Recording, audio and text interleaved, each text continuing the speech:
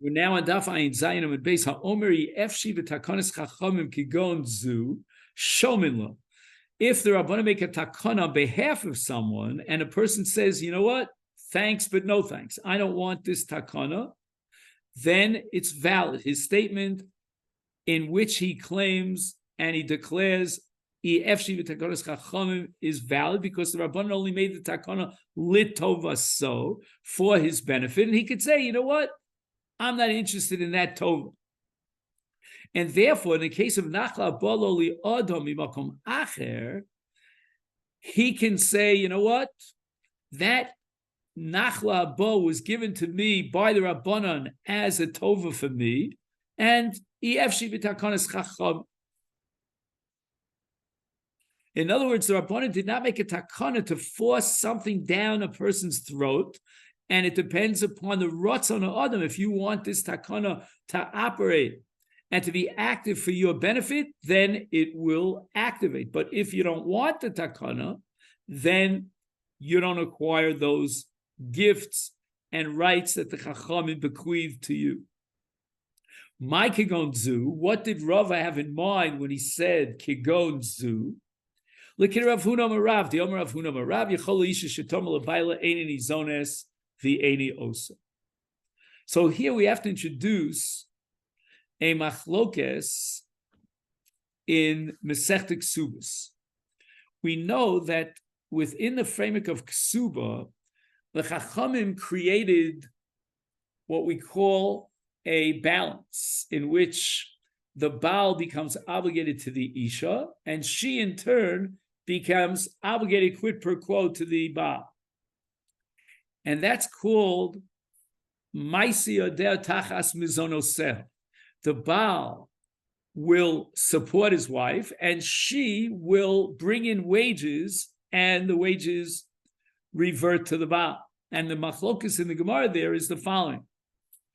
Which is the most basic part of this takana that generated the other? Is it basically mizonos? And we start with the chi of mizonos of the Baal, and then we give the Baal a gift, and he gets Maisi Adeha. Or is it the other way around? That we start with Maisi Adeha, that basically she has a fundamental obligation to give him her wages, and then we quid pro quo, we gave her back mizonos. And the final maskana is, according to at least our sugya, that this fundamental takana was to grant the Baal Maisi Odea Tachas Mizonoseh.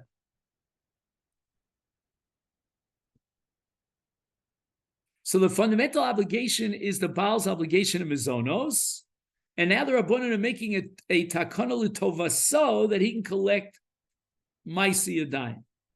So if that be the case, if the fundamental chiyuv is mizonos, then the halacha of Rava would not apply. But let's go the other way around. Let's say that fundamentally the takana was made on her behalf, that she gets mizonos. Just 1 second.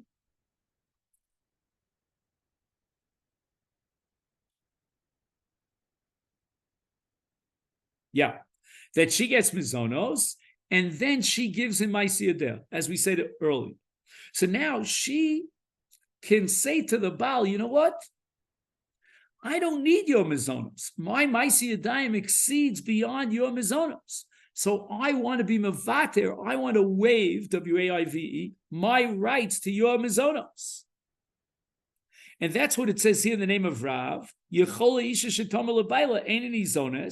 basic fundamental takana was on behalf of the Isha that she should gain and she should benefit from the chi of mizonos that the husband is obligated to support her. And then she gives him Maisi Yadai. But in this case, she says, I'm making a lot more money than the mizonos. It's not a good thing for me to have the takanas mizonos, and therefore the fundamental takana was mizonos, and she could say any mizonos, and therefore there's no quid pro quo obligation on her part to fork over the wages. So just to summarize, what we have here is that according to the Bei Rabbi Yanai, our Mishnah of Dinu Dvar Mein Libna Chasayach is talking about a case of an Arusa. She was only in the state of Erisin. The Baal was not Zocha yet in Nichse Malug, and therefore, through the principle of Yefshi V'Takonis Chachamim, he can be Mesalik himself from the Nichse Malug. Rava says no. Our Mishnah can be understood, and the viability and the efficacy of a kinyan chotzer forget even without dinu dvarim ein li min chasai.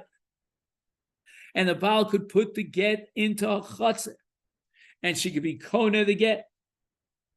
Atu yada milo kanyule lebal. Why didn't you ask the same kasha that you're asking on chotzer? Raise the same objection with regard to get yad.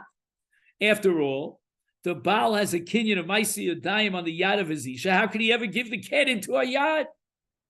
From the very fact that the Torah says that v'nosan biyada, even though the Baal has a kinyan in her yad of peiros, it's apparent that the Torah is operating with the principle, the underlying principle of gito biyada bon kachas. Excuse me.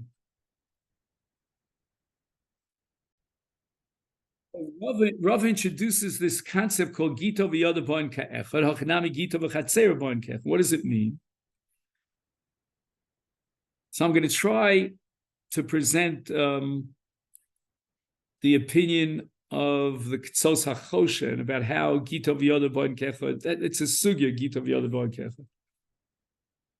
What it means is the following, that basically the Baal doesn't have to be makna the get to the wife. He just needs a ma'isa nesina l'toch yoda, or l'toch chatzera, which is considered like yoda. However, if he retains his rights of ma'isa yadayim, that blocks her ability to be kona the get. So there are two dinim here. There's one din of a ma'isa nesina, and then she has to be kona the get. Otherwise, he'll take the get back, and that's not called krisus. But once the get was given into her hands, then the krisus begins to kick in, and it removes his rights to ma'isi yadayim. And that's called gito v'yada boin kiachas. There's another a famous approach to gito v'yada boin kiachas. I'm trying to remember it. And that's, I think, the Ravid. Let me just see. And that is that what?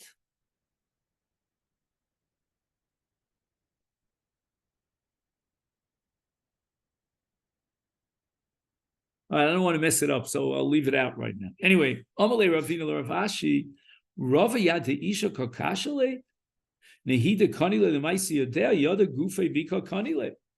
Ravina says to Ravashi, I don't understand Rava's kasha. Rava raised a question here. How does Yad work in Vidasa B'Yoda?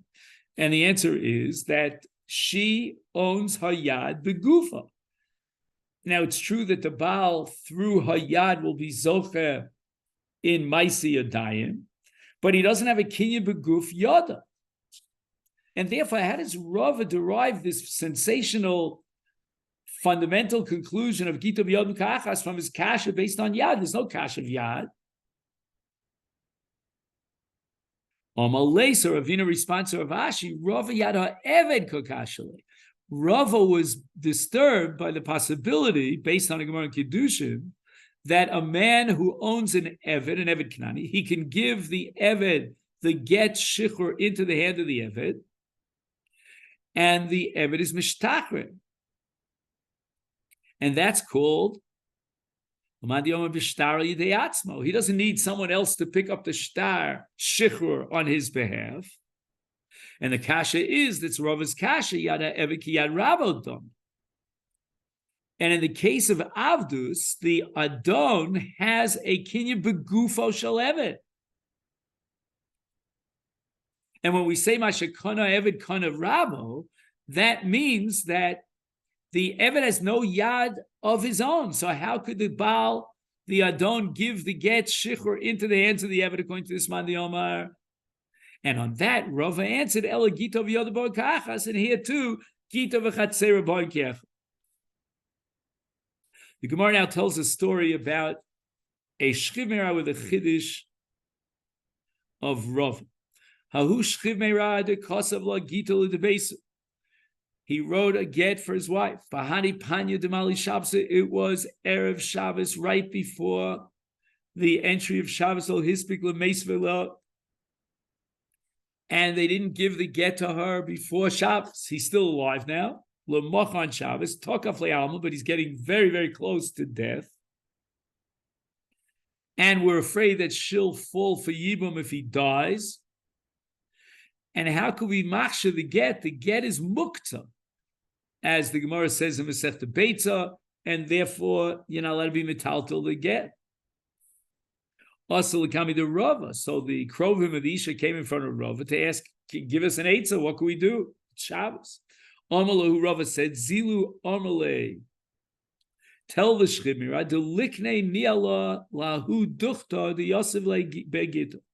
He should be makna to the Isha, a kinyan through Chazaka, she'll make the Chazaka, on a makom, wherever the get is there, and he says to Le Chazeku Kni, V'tezel is, she should go, V'techza v'tiftach, she'll lock the door, open the door of that room where the get is found, the toxic bay, and she makes a kinyan Chazaka on that makom. Once she makes a kinyan Chazaka on that makom, it's considered her chotzer, and the get is now in her chotzer, and she's kohen. I mean, the big question here, besides the issue of Caleb shall makne b'shus kona, etc., is why isn't this tli gitech magabe karka? I mean, she herself makes the ma'aseh kinyan on the chotzer. Tisnan, and we have a Mishnah Masechet Bava Daf Mem Beis about kinyan chazaka noal goder aparat kolshu arezu chazaka. If the buyer who wants to purchase a house, a piece of nichse delonai di karka, then he locks the door, he sets up a fence around it, or he breaks through the door, and all this is a kinyan chazak. And the mocher now could no longer back out of the deal, and you see clearly from this sugya b'avasra that a person can be makna karka through kinyan chazaka, lechazeku kni, and that's exactly what she's going to do to make a kinyan on the karka in which the get is to be found, and therefore she'll be kona agav karka. Omalei Rav Ilish Rav, I don't get it. Masha konsa isha kana baila. How could you say that the makom where the get is munach is now koni to the isha? It's koni to the baal. It never leaves his rishus. Ichsif, and Rav was embarrassed about it. He didn't have an answer to Rav Ilish. L'sofi gloy milsa darusavi. At the end, we found out that in that particular set of circumstances, she was an arusa, and she was not an asua, and therefore, Rava said, "Im amru bin asua yomu barusa." If the Chachamim said that kol masha konsa isha kana baila in the case of an asua, did they say that in an arusa? And therefore, your kasha is no kasha, because the entire takon of nichse malug and the achilas peros of the Baal in nichse malug is only after nesuim, but not be'erisin. And therefore, his eitzah that Rava gave that she should make a kinyan karka, and agav karka should be kona the get that's on the karka, that's valid, and the Baal has no schus and those nechasim because it's during erisin. Hadam Rava. Loshna arusa, loshna nesua, gita v'chatzer b'am kechad. Then Rava said it makes no difference. Even she's an asua, the get and the kinyan that she has on the chatzar are both chal simultaneously, and therefore the get will be chal b'chatzera because the Baal has no bailus over the chatzar. So the Gemara says, Amora Rava Meikar. Why did Rava get embarrassed when Rav Ilush raised this question? Rav had already established that principle, as we saw in explaining our Mishnah, that it's only after this whole story, that's when Rava came up with his breakthrough chiddush of Gita b'yoda b'oikachas. The Mishnah says if a man throws a get to his wife, he betoch beisa, she's inside the house or inside the chutzah, she's megureshes. Amar ulava, who? When does this apply? How does chutzah operate to be kind of the get? Shomedes b'tzad beisa u'b'tzad chatzera. Now, the language of the Gemara says b'tzad beisa, which means she's not inside our house, but she's next to our house. The Mishnah said v'hi b'toch beisa. This generates an entire machlokas rishonim as to whether or not omed b'tzad chatzera requires that he be inside the chatzer, or it's sufficient that he stands outside the chatzer. And that depends upon the question of whether the girsa is b'tzad beisa or b'soch beisa, b'tzad chatzera or b'toch chatzera. Rav Oshi Amar afilu hi b'tveri v'chatzera b'tzipori hi b'tzipor v'chatzera b'tveri. Megureshes, a chotzer could operate on the part on behalf of a person who owns the chotzer, even if that person is far, far away from his chotzer, as long as it's mishtameres, as we'll soon see. So the Gemara raises the kash on Rav Oshia. What about the lashon of our Mishnah? Of Aha, it says in our Mishnah, "He b'soch beisa u'b'soch chatzera ktani." Hachi kamer, says Rav Oshia. Here's the way you interpret the Mishnah. A man threw a get to his wife. Vehi kimisha b'soch beisa, vehi kimisha b'soch chatzera. Why? Even though she's far away from a chatzera, it's considered as if she's b'soch beisa. How? They came in the chatzera mishtameres l'daiti miskareshes. If there's a gader, a fence around the chatzera, so that no one can get access to what's in the chatzera, then that's called mishtameres l'daita. And that's considered as if she's besoch sadeh besoch beisa or besoch chatzera, and therefore the kinyan chatzer works. Lema b'hakam miflagi. Shall we assume that the machlokes between Ula and Rav Oshia revolves around the following ribui? According to Ula, the derivation and the fundamental definition of chotzer is yad. We derive chotzer as an extension of yad, and therefore it's got to be dumya de yad. And if it's dumya de yad, just like yad is part of her guf, so too she has to be part of the chotzer by being omed b'tzad sadeh or b'toch sadeh. Umar sover Rav Oshia holds chotzer mishum shlichus is rabbi. The operation of chotzer is midin shlichus. And in the case of shlichus, the shliach is here, and the mishalech is there, and it works. The chatzar is the shliach of the isha to be zochen or get. Gemara rejects this. Lo, kuli alma chatzar mishum yadis, Rabbi. So what is the machlokes? If it's mishum yada, we understand that she has to be smucha to the chatzar. Mar, according to Ula Savar ki yada, it's like yada mamish ma yada b'smucha av chatzar b'smucha. Ve'idach Rav Oshia holds that if Ula is correct, so maybe the chutz has to be attached to a body. We'll sew it on to a body like a limb. Ella mayoda mishtaveres l'daita, el ki yoda ma yoda mishtaveres l'daita, av chatzera mishtaveres l'daita, lafuke chotzer ha mishtaveres shelo l'daita. So what's the equation here between yad and chotzer? You need mishtaveres l'daita. And mishtameres l'daita makes it similar to yad. That's the shita of Oshi. And it's enough if she's all the way in Tiberia and the chotzer is in Akka. Hahu gavin dezarik legita lebesi, threw a get to the chotzer of his wife. Havi kaima, she was bechotzer.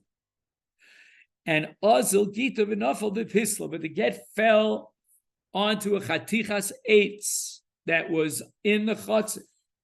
Amar Rav Yosef chazina. We have to check it out. If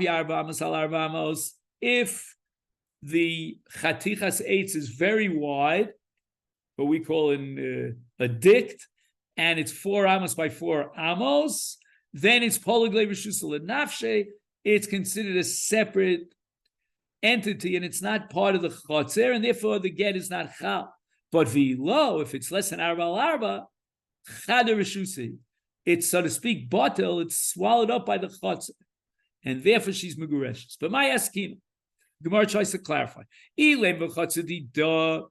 it's ha-chotzer, is ki havi arba amos my hava? Why does Rav Yosef say that if this chatichas eitz is 4 by 4 amos, then the get is not chal? Even the pisla itself is part of ha-chotzer. So even if you see it as polyglay rishus liatzma, should be kona midin chotzer, el b'chotzer didei. Well, if it's his chotzer, the Gemara says, then ki lo havi arba amos my havi. Even if the pisla, the chatichas eitz, is less than arba amos, how could she be kona if it's his chotzer? It never left his rishus. So we don't understand Rav Yosef.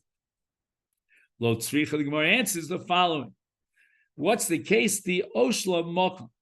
The Baal lent her a place with She'ela in his chotzer, kidei, for the purpose of Shetikna Boas Aget, that she should be able to be kona the get. So if the get falls on the chotzer, okay, the chotzer is hers, midin She'ela. But if it fell on a pisla, all right, if it doesn't have arba amos al arba amos, then it's batel to the chotzer, and he was mashil the chotzer, and therefore she could be kona the get. But if it has arba amos, then it's a separate rishus li'atzmo, and it's not included in the chotzer that he was mashil to her. And why is that?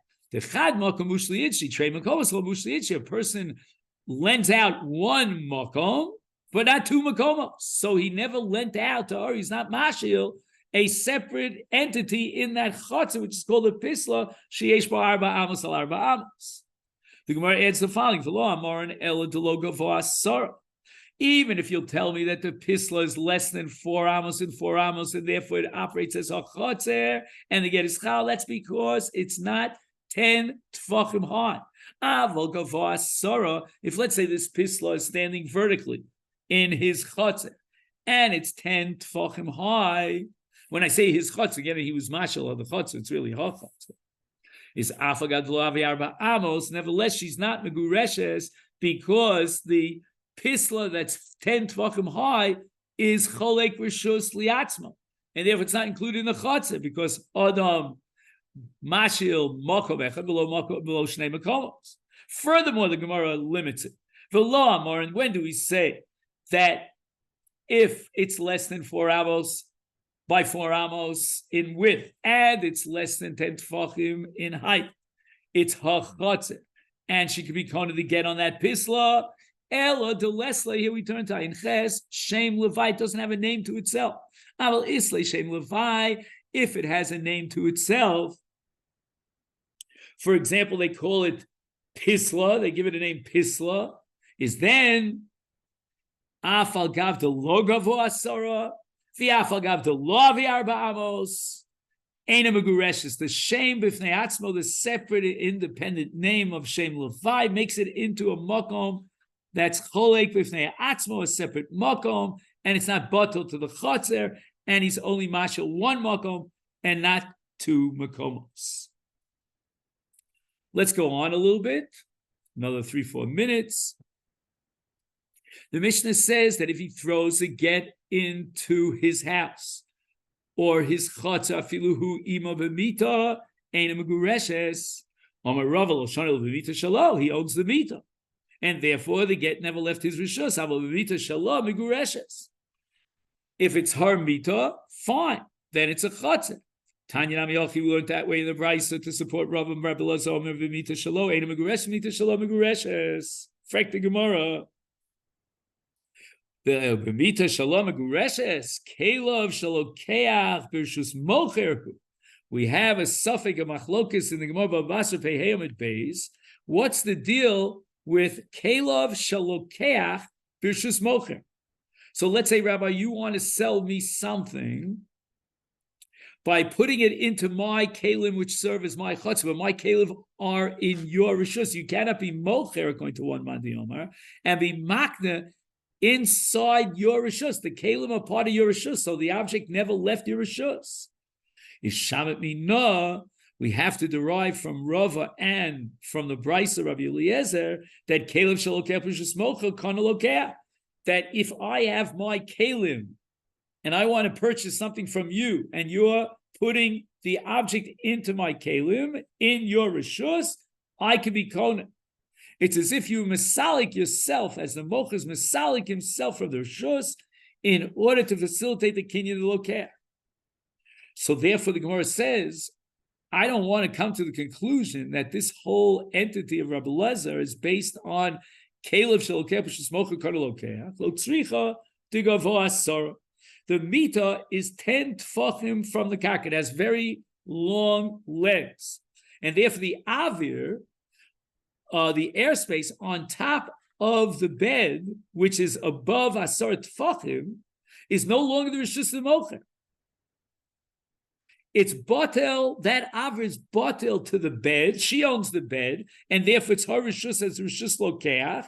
And the Baal, the Mocher, is out of the picture over here because that avir on top of 10 tefachim is not part of the Rishus of the Mocher.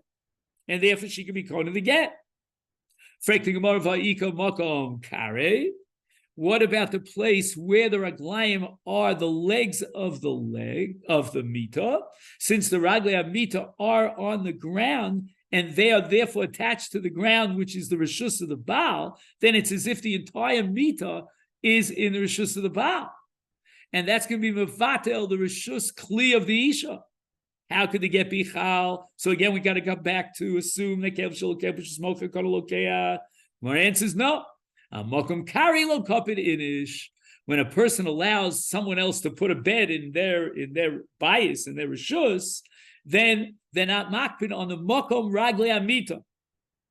And since this mita is asar tfachim, and she wants to use the mita underneath the 10 tfachim, underneath the bed in the airspace of the raglayim, he's not makpid, and therefore it's not the rishus of the Baal to mevatel her rishus, and therefore she's kona. And this leads us to l'socheka or l'tokalta megoreshes. And that's where we'll stop for today.